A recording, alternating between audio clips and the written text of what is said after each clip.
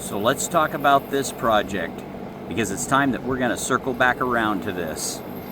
So just like in a lot of projects, you start out with a concept in mind and you build something, and then you find out that there's problems with it, and you do one of two things. Either you deny that it has a problem, or you fix the problem.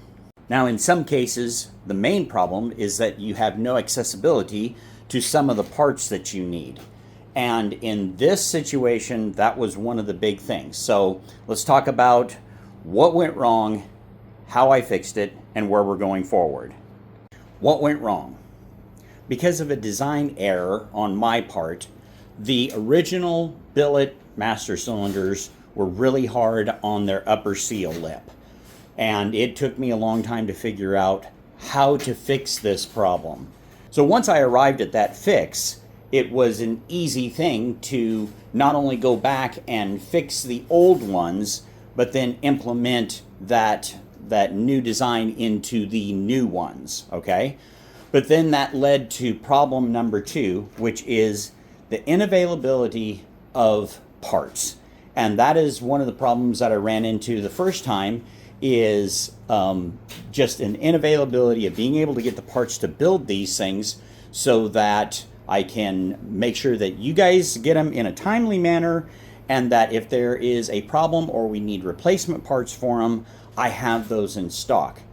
So 8 months ago, I contacted one of my friends to see if he could order up all these parts. It took from then till now to get to here. So here's where we're at right now. There is enough internals in this to build 200 master cylinders. And this was a project getting a hold of these. Now, because of how much time it took to get those, and not knowing when I can get them again, I am not going to build 200 models. What I'm going to do is build 50 and shelf the rest of the parts, so in case I need replacement parts. I am going to place another order immediately for another 200 of these, and when I know that I have secured those, then I'll build like another 100 of the master cylinders. I need to keep pieces in stock so that if I need to do replacements, I've got the stuff in stock. I'm not waiting for months on somebody to get it done. I don't like waiting on stuff.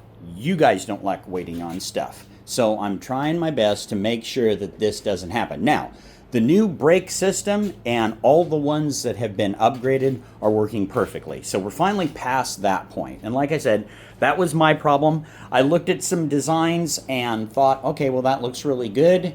I'll instigate that. Well, it didn't. And so I had to go back to an older design that had proved itself and instigate the changes, and then it worked fine. Sometimes trying to reinvent the wheel, you just get a more expensive, less reliable wheel. So I'm going to start manufacturing the first 50 of these. If you want one, we are going to put it back up on the website. I'm not going to take any pre-orders, but I will let you guys know like a week in advance of when we're going to actually be listing them, because every time we put them up, they've sold out immediately, okay? And of course, the design in the new ones fits into the area nicer, and it's a little bit smaller, a little bit thinner so that the boots don't rub on it. Still using the bigger piston and seal. Gonna be back on the menu. Like I said, I need to build only a limited amount, make sure that I keep parts in stock so that you guys have availability to replacements. I can fix your stuff, and then when I get more of them and I make sure that the supply chain is something that's going to be constant, then we'll move forward with it.